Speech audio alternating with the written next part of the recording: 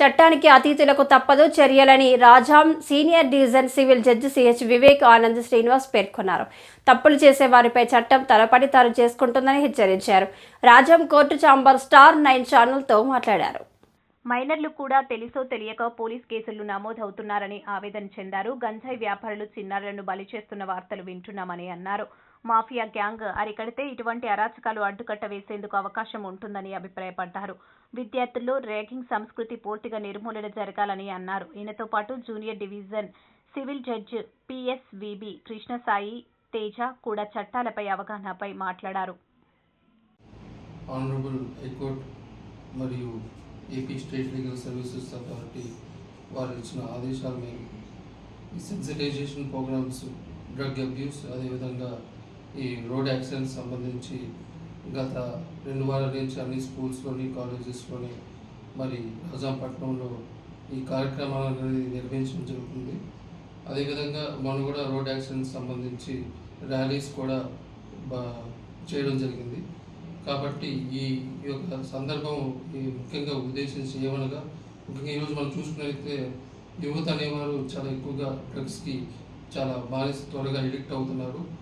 So ఒకసారి డ్రగ్స్కి addict అయినప్పుడు వాళ్ళ యొక్క జీవితంలో చాలా హెల్త్ ఇష్యూస్, అదేవిధంగా వాళ్ళ యొక్క బిహేవియర్లో చేంజెస్, అదేవిధంగా వారికి అనేక రకమైన సమస్యలు మరి వారిలో కానీ వారి కుటుంబంలో కానీ ఈ సమాజం మీద కానీ ఆ డ్రగ్ ఎఫెక్ట్ అనేది చూపిస్తుంది. కాబట్టి దాన్ని కట్టేలు చేయాలనే ఉద్దేశంతో ఈ యొక్క అవేర్నెస్ ప్రోగ్రామ్స్ అనేవి కండక్ట్ చేయడం జరుగుతుంది. అంతేకాకుండా ఈరోజు మనం భారతదేశంలో చూసుకున్నట్లయితే మరి రోడ్ యాక్సిడెంట్స్ వల్ల చాలామంది అమాయకులు ప్రమాదంలో వాళ్ళు ప్రాణాలు కోల్పోవడం జరుగుతుంది. సో ముఖ్యంగా దీనికి ముఖ్య కారణం ఏంటంటే ఎవరు కూడా హెల్మెట్స్ ధరించకుండా వారు వెహికల్స్ని రోడ్ మీద తీసుకెళ్ళడం వల్ల మరి యాక్సిడెంట్స్ గురవుతున్నాయి. కాబట్టి ప్రతి ఒక్కరూ కూడా ద్విచక్ర వాహనాలు నడిపేవాళ్ళు హెల్మెట్ ధరించాలి. అదేవిధంగా కారులో ప్రయాణించే వాళ్ళు కూడా వాళ్ళు సీట్ బెల్ట్స్ వేసుకొని ట్రాఫిక్ రూల్స్ అండ్ రెగ్యులేషన్స్ని వాళ్ళు పాటించవలసిందిగా నేను ఈ సందర్భంగా ప్రతి ఒక్కరిని కోరుకుంటున్నాను. అందరికీ సెలవు తీసుకుంటాను. నమస్కారం. ఈరోజు ఈ కార్యక్రమం చేయడానికి ముఖ్య ఉద్దేశం ఆంధ్రప్రదేశ్ రాష్ట్ర హైకోర్టు ఆదేశాల ప్రకారం, అలాగే స్టేట్ లీగల్ సర్వీసెస్ అథారిటీ వారి ఆదేశానుసారం 2 ఆస్పెక్ట్స్ మీద ప్రజలకు అవగాహన కలిగించే ముఖ్య ఉద్దేశంతో ఈరోజు ఈ సందేశం ఇవ్వడం జరుగుతుంది.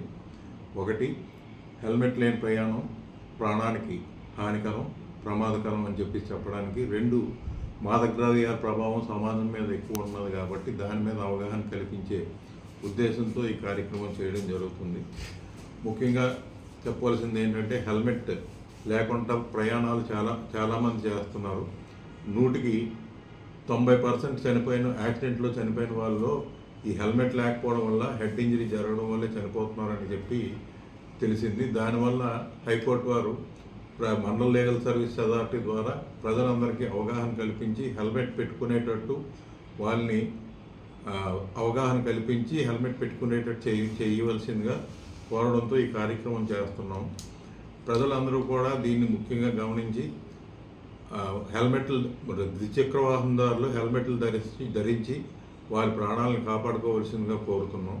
అలాగే ఈ సమాజంలో ప్రస్తుతం మాదక ద్రవ్యాల ప్రభావం ఎక్కువ ఉన్నది. ముఖ్యంగా స్టూడెంట్స్ పిల్లల్ని టార్గెట్ గ్రూప్గా చేసుకొని ఈ మాదక ద్రవ్యాలని వాడకం పెంచుతున్నారు. కాబట్టి తల్లిదండ్రులందరూ కూడా పిల్లల్ని వాటికి దూరంగా ఉంచేటట్టు కౌన్సిలింగ్ చేస్తూ, పిల్లలు కూడా ఎలాంటివి ఏవైనా వాళ్ళ దృష్టికి వస్తే ఇమీడియట్గా స్కూల్ మేనేజ్మెంట్స్కి కానీ తల్లిదండ్రులకు కానీ తెలియజేయండి.